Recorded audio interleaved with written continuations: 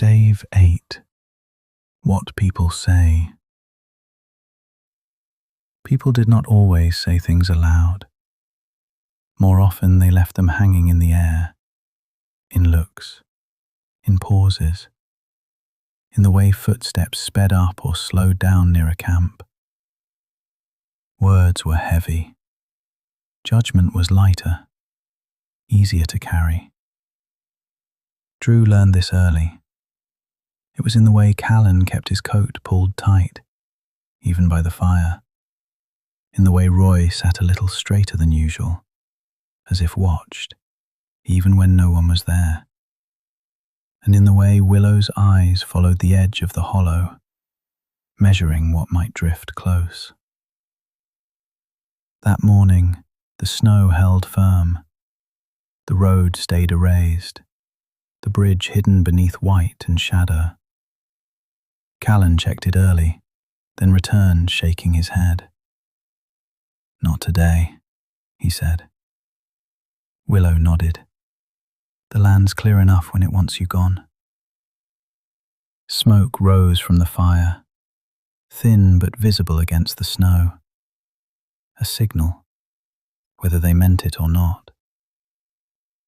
By late morning, figures appeared beyond the bridge. 2 townsfolk, heavy coats, careful steps.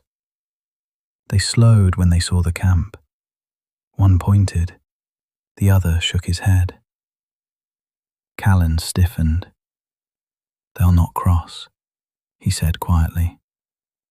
Roy watched them closely. "They won't need to." The men never came closer. They stood only long enough to confirm what they thought they saw, then turned back.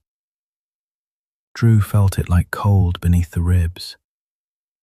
"They didn't even look at us," Drew said.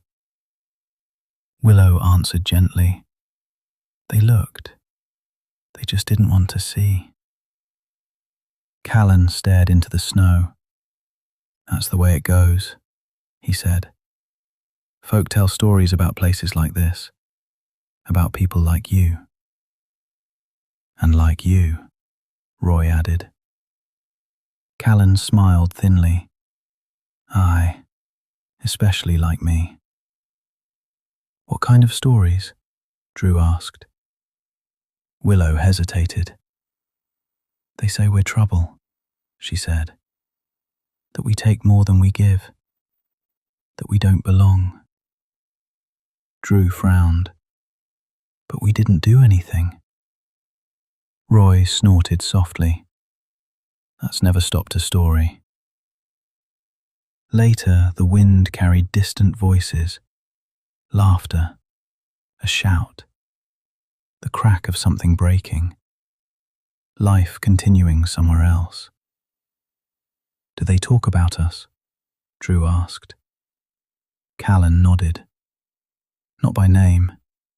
That would mean knowing you. They talk around you, like your weather." Willow fed the fire.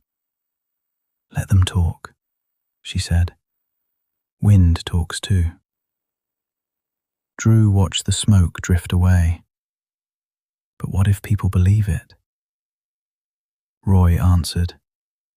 "Some already do. Belief doesn't need truth, only repetition." The fire cracked softly. Willow leaned closer. "Listen to me," she said.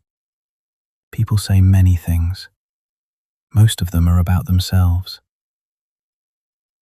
By evening, the bridge was empty again. The camp remained unchanged, except now it knew it had been seen. Callan moved closer to the fire. "I won't stay long," he said. "I don't want trouble coming your way." Willow met his eyes. "Trouble finds its own road." Snow fell again, soft and steady. What people said did not warm the fire, did not fill the kettle, did not keep the night away. The fire held, and in its glow, Drew learned that silence could be louder than words and far more honest.